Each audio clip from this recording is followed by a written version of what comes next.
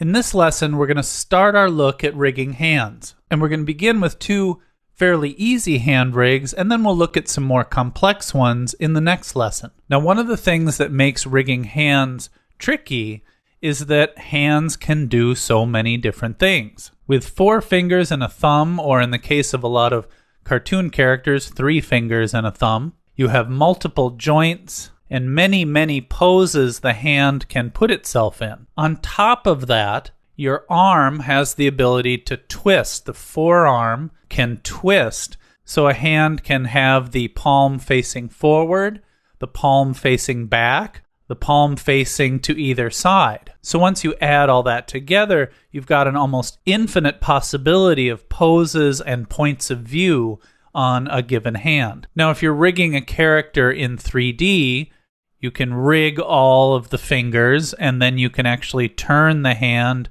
in 3D space for all those different points of view.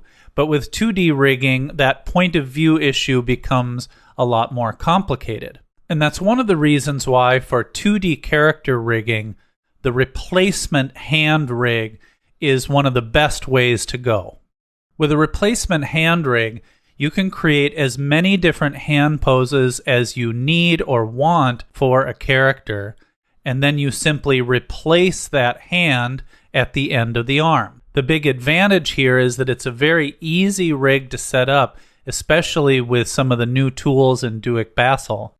And you can have multiple, even dozens perhaps, of different hand poses from any point of view that you want. Now, the disadvantage is your hand will not necessarily be fully animated. So you may not see the hand fully animate from one pose to another. In most replacement rigs, it's just going to pop from one pose to another. But the truth is that with skillful animation, this popping can be easily hidden within the movement of your character. So, for example, if you have a character with a kind of straight neutral hand, and it's going to change to a finger pointing, you can hide the change from the relaxed neutral hand to the pointing hand as the arm is lifted up into the pointing pose. This works particularly well when you use a lot of ease on the movement. So you ease out of the first position, you ease into the second position, and in the middle you're moving very, very fast.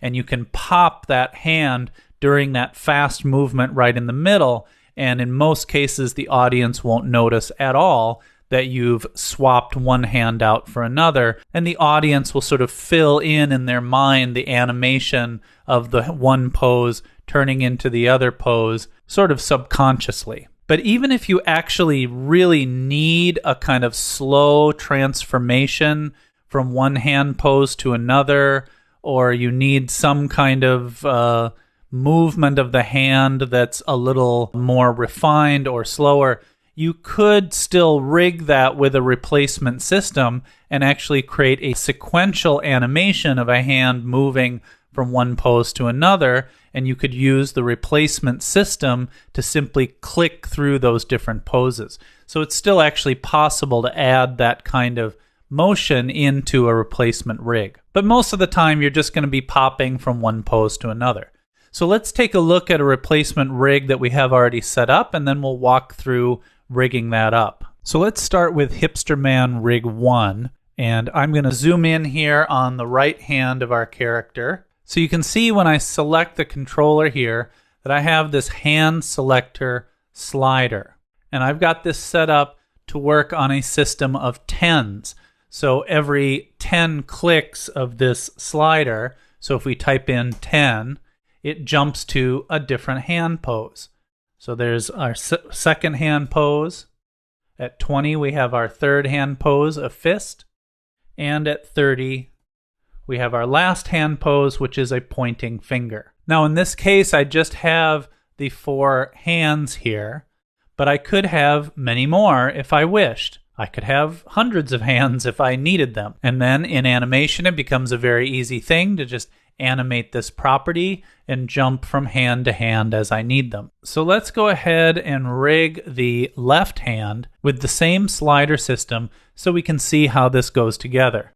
Note, by the way, that I now have 2 arms rigged here and that I'm using my color coding system so that my left hand is purple and the controller layer is purple, and my right hand is red and my controller layer is red as well. So I'm following that color organization system. So let's go ahead and unshie our layers here. And before we move on with this replacement rig, I just want to point out one other quick thing to you. Note that when we did our arm rigging lesson, we only did 1 arm at a time in each rig. So here was our original arm structure here: arm, forearm, hand, arm, tip. When you add a second arm structure, Duik will automatically add a 2 next to it. It doesn't deal with left and right. It just adds a 2 for that second set of arm structures. The IK rigging and the auto rigging requires these specific names, so you don't want to go in and mess with these names at all. So just let Duik name it, and it will differentiate between right and left with no number and then 2. And if we made a third arm, if he had 3 arms, or it was an octopus with 8 arms, it would number them sequentially each time you made a new arm structure. Just something to be aware of. Okay, looking back at our left hand here, if you recall, we kind of have already looked at this, but let's just review quickly. We've pre-composed our hand into a pre-composition, and it has these multiple hand poses all ready for our replacement rig. So we're going to start by turning all of these on, turning the visibility of all of these layers on, and making sure we have this comp open. Let's go back to our rig comp here. We actually don't need this unlocked anymore. Let's lock that back up again. And let's go to the left-hand controller and let's add a slider. So we're going to go under Effect, Expression Controls, Slider Control, and we're going to add that slider to our controller layer. And let's go ahead and name that L Hand Selector. I'm also going to move that to the top of my effect control window here, because we'll probably be using this more than these other controls. And then let's go to our links and constraints, and we're going to choose the connector tool. Now, the connector tool is an amazing new addition to Duik Basel. It is incredibly flexible and does tons of super cool stuff. What I'm going to show you in this lesson is just one thing that the connector does, and it's still pretty awesome, because the connector is designed to sort of automatically create replacement rigs, since it's something that 2D character riggers do a lot. So what the connector does in its simplest sense is allow any property to control a sequence of keyframed animation on any layer or group of layers. Now, as I said, this basic idea leads to a huge number of possibilities for this wonderfully flexible tool.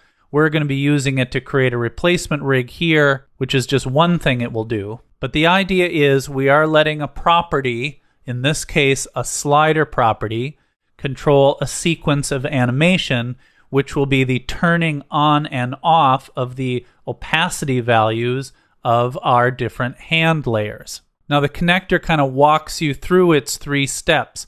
Step 1 is create a controller or pick master property. Now, we're not going to be creating a controller. This is a system that allows you to create an on-screen and in the composition window click and drag controller, which some people really like. And once you've learned a little more about rigging, if you like working that way, you can certainly do that. But I'm a fan of the effect controls attached to click and drag controllers. It gives me less layers to deal with, and it makes the composition window a little less cluttered, which I like. I like lots of room for my character to move, and I don't want it cluttered up with a lot of different controllers. But that's very much a personal choice. So we're not going to be creating a controller here. We're going to be simply picking a master property, and that master property is our slider. But I can't choose that slider here in the effect control window. I have to choose it here in the timeline. So I need to tab open the effects on the left hand. So I just hit the E key there, and you can see the various effects attached to this layer. And I'm just going to tab open the left hand selector that we created, and I'm going to select the word slider, not the left-hand selector title. You have to actually select the word slider underneath that. Once you've selected that, I go down to this button here and I choose this as the master property. In other words, I'm telling Duik that this slider is our master property that's going to drive our animation. So we're going to choose that, and you can see it adds that slider. Our second step is to set the minimum and maximum value range for the property that will drive our animation, in this case, the slider. Now remember, this could be any property. It can be rotation on a layer. It could be scale on a layer. It could be literally anything. You can use position properties, and with the axis you can choose X or Y and so on. So it's really very, very flexible. But in this case we have a slider, and so it defaults to a minimum of 0 and a maximum of 100. But what we want is to have a different hand every 10 clicks along the slider. So what we want to do is take a look at how many hands we have here. We have 5 hands. The first hand we want displayed when the slider is at 0, second one at 10, 20, 30, 40. So we want a minimum value of 0, a maximum value of 40. Okay? So we're going to set that. So minimum 0, maximum 40. Also note that you don't have to set this to distribute your hands every 10 clicks along the slider the way I'm doing. You could just set the minimum and maximum values from 0 to 4 to have just 0, 1, 2, 3, and 4 select your hands. Or you could set the minimum and maximum value from 0 to 20, and it would go by 5s, 0, 5, 10, 15, 20. Duik is just going to evenly distribute the number of hand layers across whatever value range you set. So this is a very flexible system, and it's really up to you how you want to set it up. Then we need to select the children. In other words, the layers with animation that this master will drive. Now, at this point, we don't have any animation on these layers, and ordinarily, when you're using the connector to just run different pieces of animation, and we'll look at this later on in our next hand lesson, you would have to select a group of layers that had keyframes on them, either one layer or multiple layers. Now, the cool thing about Duik Bassel is, because this replacement rigging is so common for 2D character animation, Duik has a system here. Notice it says here, connect to properties. That's what you use if you're just connecting to regular keyframes on other properties, on other layers. It has a separate button for connect to opacities. And what this will do is automatically add animation to the opacity properties on these layers to turn them off and on in turn, and then link those with expressions to our master controller, the slider. Really, really cool. So very, very quick and simple. So what we want to do is we want to select our 5 hands in order. So we're going to select number 1 first, hold down the shift key, and select number 5. Doesn't matter what order they're in the window here. You just select them from the first to the last, and all we have to do now is just hit connect to opacities. Now you'll notice that all the hands turned off except 1, and let's just take a look at what happened here. If I hit the T key, you can see that a series of keyframes has automatically been added that turn these layers on and off frame by frame, up to 4 frames. Now these have all been tied with expressions, so I can't click through these and see what they're doing because this is now being driven by our slider. But basically it's turning this hand on at frame 0, this hand on at 1, 2, 3, and 4, And then that is now tied to our selector here, so that when we choose 10, it shows the second hand, 20 shows the third hand, 30 the fourth hand, and 40 the fifth hand holding the beer. Super cool. Now we want to take one last step here. That's not entirely necessary, but I think it's again part of this UI design idea that you want to be always thinking about as a rigger. If I open up the slider goes all the way to 100, which means that my 4 hands, or my 5 hands rather, are way down in here, and this up here just doesn't do anything, which is sort of messy.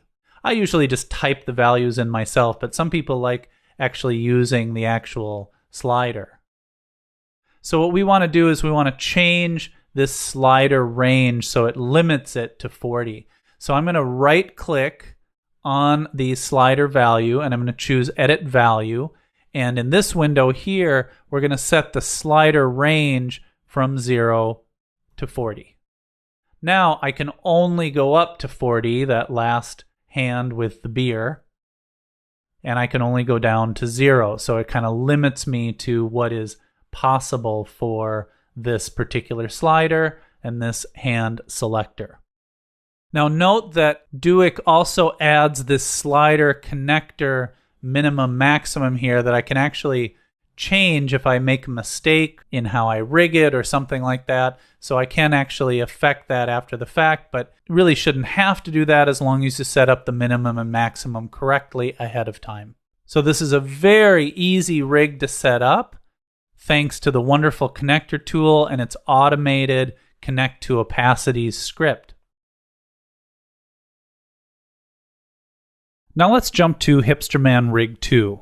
In the second arms lesson, remember that we talked about how if you have a 100% puppet tooled arm, in other words, you have a puppet tool from the shoulder all the way down through the wrist and the hand, you need to make sure you turn the visibility of all of the hand poses on before you apply that puppet tool, so that the puppet tool encompasses all of the different hands in your hand selector. Otherwise, the puppet mesh would cut off pieces of the hand that weren't encompassed in the original hand that you selected.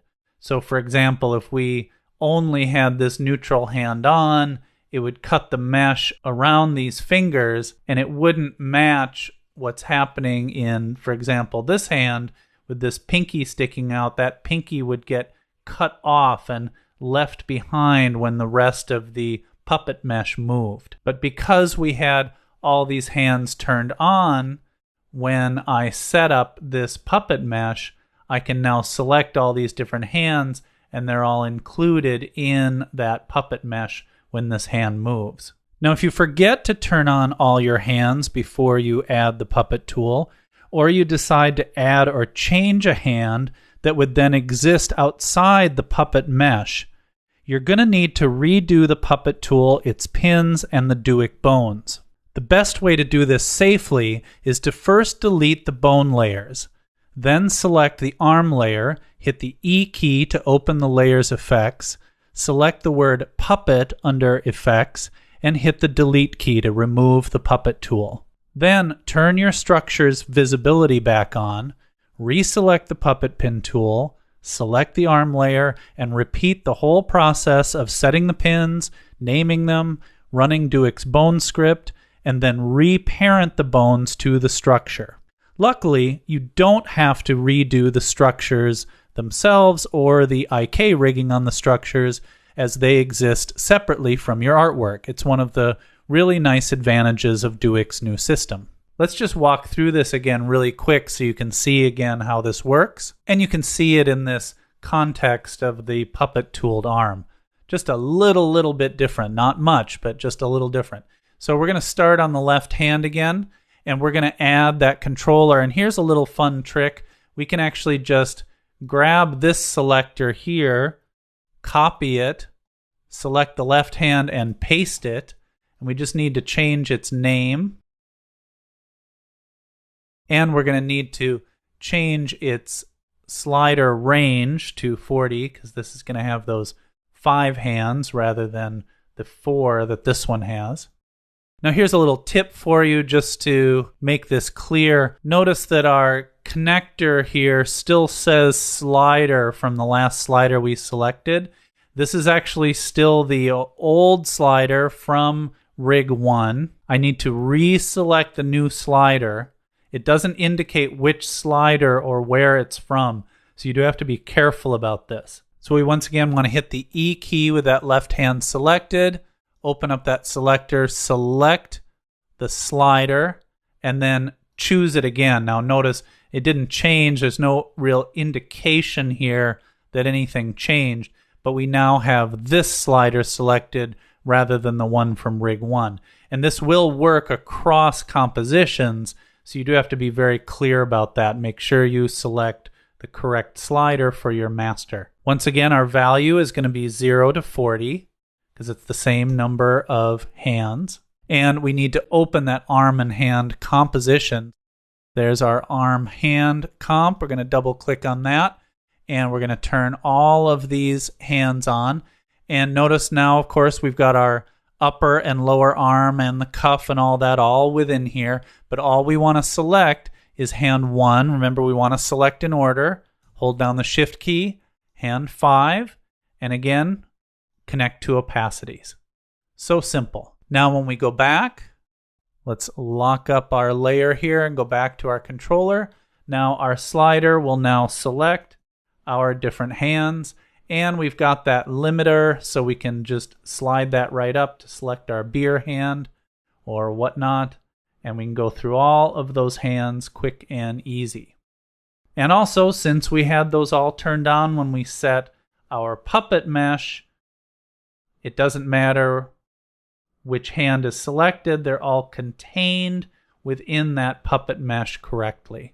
So the replacement rig is a really great way to rig hands. I recommend it in most situations where you need a certain amount of complexity with different types of hand poses. But again, it does have some limitations in terms of the movement that the hand can create, unless you create, as I said, sequences of full animation moving from one pose to another, which is certainly possible, but a fair amount of work. Now in our next lesson, we're going to look at a variety of what I like to call mechanical rigs.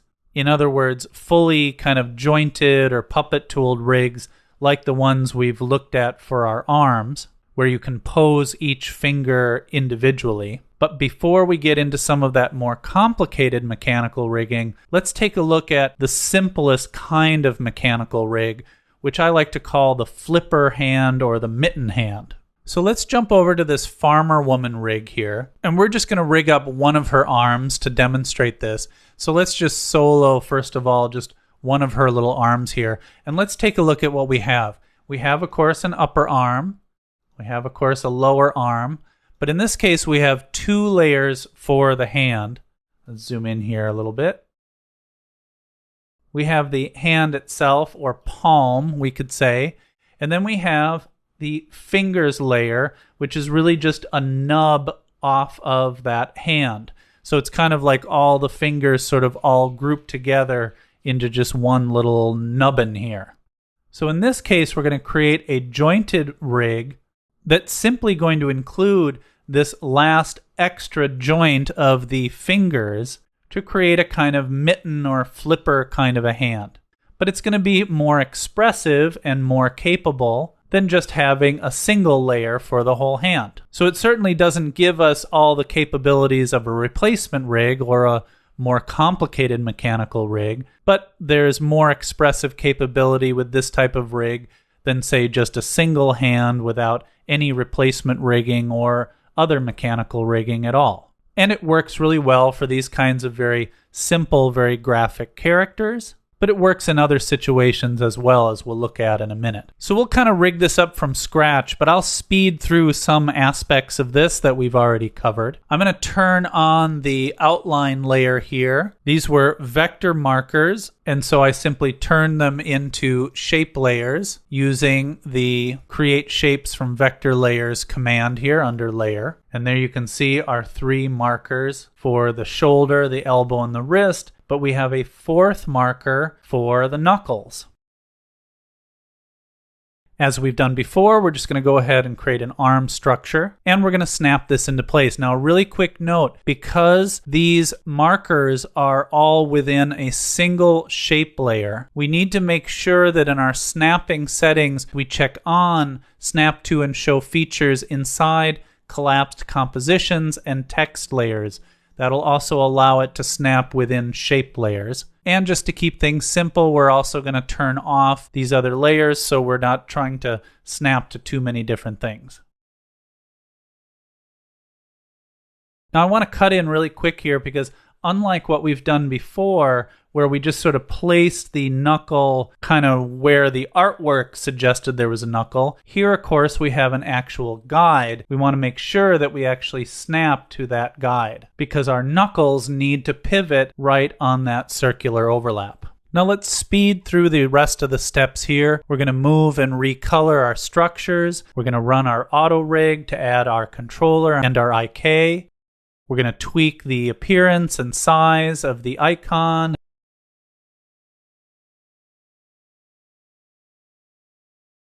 Set the direction of the IK the way we want it. We're going to name and zero out the controller. All steps we've done before. Now we can go ahead and turn off our markers, and let's turn on our arm layers, and then let's parent these up and take a look at how we can create some control for those fingers. So as before, the upper arm goes to the arm, the lower arm goes to the forearm, the hand goes to the hand, and the fingers are going to go to the arm tip. Because remember, the arm tip is occupying the same place as the knuckles, and the fingers want to bend at the knuckles. Now, we could have created an extra structure piece using the custom structure button to create an extra structure piece for the fingers. But because we already have the arm tip as a layer, we really don't need that extra structure. It's just kind of an extra layer that is not really necessary. We can essentially use the arm tip layer as the driver for our fingers. Now, when we get into the more complex mechanical hand rigs in the next lesson, we certainly will create separate structures for the individual fingers. But it's just not necessary here when all we need is one layer to drive this grouped finger layer around. So let's just quick check and see that our basic rig is working. Yes, it is. But what we need now is some control over those fingers. So we parented the fingers to the arm tip, which means if we were to rotate the arm tip, it now rotates those fingers. But we want the control to be contained within the right hand controller. Oops, and I just realized we forgot to color that purple. Let's do that really quick. So what we're going to do, let's kind of close up these other effect controls here. What we're going to do is we're going to select the right hand controller. We're going to go under Expression Controls under Effects, and we're going to choose an angle control. And we're going to name that angle control our fingers. Let's also move that to the top here because, again, we'll probably be using this more than these other controls. And now we need a way to connect the rotation of this angle control to the rotation of our arm tip layer. We're going to do this with expressions. This is a real easy one. If you've never really worked with expressions before, don't panic. This is about as easy as it gets. So the first thing we want to do is, with that right hand controller selected, we want to lock the effect control window. That way, no matter what layer we select, the right hand effects controls are still displayed. Then we're going to select the arm tip, hit the R key to bring up its rotation property. Now note that an angle control is exactly the same as a rotation property. It's 360 degrees, number of rotations. 360 degrees, number of rotations, exactly the same. So in this case, we don't have to do any fancy coding at all. Now, if you're using a version of After Effects prior to CC 2018, you're going to need to hit the Option key, click on the stopwatch, and then use the pick whip right here to connect from the rotation property of the layer to the angle control. And you have to select the word angle. And then when you let go, that will write an expression automatically that will connect the angle control to that rotation property. Super easy. Now, if you are using CC 2018, it's even easier than that. Let's undo back a little bit here. In CC 2018, they automatically have a pick whip here that will automatically jump to creating the expression. It just requires that you are tying a like property to a like property, and you don't have to do any math or coding to alter any of the property numeric values. And in this case, we don't have to do that because we're going from a 0 angle property to a 0 angle property. So in this case, we can just grab this little pick whip right here, and we can just tie it directly to that angle control, and boom, it adds exactly the same expression code. It does exactly the same thing. And once again, our angle control will control that little finger guy there. So let's go through our cleanup steps really quick. I'm going to speed through this as well. And now we have this nice, simple control where we can grab the hand and move it. We can rotate the hand, but we can also rotate the fingers so we can create a little extra expressive quality onto that hand. Simple and easy. Now again, this works great for really simple characters like our farmer woman here, but this same kind of simple mechanical flipper hand rig can work even for very complicated characters like our superhero woman here. So let's turn to this rig. Oops, and we forgot to unlock our effects controls, so it's still showing the effect controls for the farmer woman. Let's unlock that there. And in this case, on the right hand here and the left hand, we have a 100% puppet tooled arm because the complexity of the artwork made it almost impossible to joint and separate these layers. But we also have that same finger control with the fingers.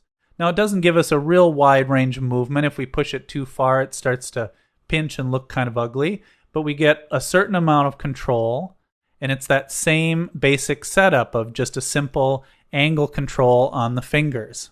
So let's look really quick at how we set this up. It's pretty straightforward. We'll just walk through it here quick. I'm going to unshy the layers. And let's take a look at the left hand here. And we will solo the left arm and the left arm controller. And note that we've already got this arm rigged up with a puppet tool and our IK and all that kind of good stuff. But we want to add that finger control. Now let's just take a look again at the structure here. I'm going to quick turn on the bones and the structure layers. And you can see there's our structure running down the arm. There's our bones attached to our puppet pins. Now, this is the important thing about working with the puppet tool that I wanted to point out. Let's real quick turn off the controller really quick so we can just pay attention. I'm even going to turn off the structures here real quick. So note that we have, as we would expect, a puppet pin at the shoulder, at the elbow, at the wrist, and at the knuckles. But note that we have an additional pin at the fingertips. Now this is necessary because remember that puppet pins have no rotation value. Even though the bone layer has a rotation value, it's not going to actually do anything to this lower part of the artwork unless there's another pin to move that piece of artwork around. So it requires that there's an additional pin and then therefore a bone layer at the tip. So when we rotate the bone at the knuckle, it rotates this pin and actually drags that finger artwork around. So you need that one additional puppet pin, and that will give you one additional bone layer. Then if we take a look at the parenting here, you'll see that the shoulder, as we would expect, is parented to the arm, elbow to the forearm, wrist to the hand. Now both the knuckles and the fingers are both parented to the arm tip. And remember that arm tip is sitting at the position of the knuckles. So when this arm tip rotates, you can see that that rotates those two bottom pins, and it causes that hand to flex as if those fingers were flexing at the point of the knuckles. But we have to have this additional puppet pin and then bone layer, and we have to have those all parented to that arm tip layer in order to make that work. Really important to understand. Now, just like with our previous setup, we don't need an extra structure for the fingers because the arm tip occupies the point at the knuckles, and we can use that to rotate that part of the body. Let's go ahead and turn off these visibilities again. We don't need to look at those anymore. And all we need to do now is just add our angle control and tie this up. So again, on our left hand, we're going to add an angle control. And notice, of course, that After Effects, since we chose an angle control earlier, it added that angle control to the top of our effects menu here for easy access. So we'll grab that angle control. We'll name that left fingers. Move that up to the top. We're going to lock our effects control window. We're going to come down to the arm tip, hit the R key, grab that little pick whip. And again, if you're not using CC 2018, option click on the stopwatch and then grab the pick whip with the expression controls. But we can just grab this pick whip right to the angle. And now we are controlling those fingers with this angle control. Let's go ahead and clean up. Let's remember to unlock our effects control window there. And we have a nice rig here for this hand with some simple control for those fingers just to give us a little more expressive capability. So this is really the simplest form of mechanical rigging. And again, I call it that because it's jointed pieces or puppet pins moving artwork around mechanically, as opposed to our replacement rigging we looked at earlier, where we're replacing artwork in order to create our different hand poses. Both of these are really easy methods to work with. Obviously, the replacement rigging gives you more options and more capability for your hands. But for simple characters, or in some cases, more complex characters, this simple kind of flipper finger hand is a decent option. Now in our next lesson, we'll look at some more complicated mechanical hand rigs that can either live off of the end of an arm on a full body character like this, or can be used for close-ups of hands, which is something that comes up pretty often in the motion design world, where you need some real individual control over each and every finger. I'll see you in the next lesson.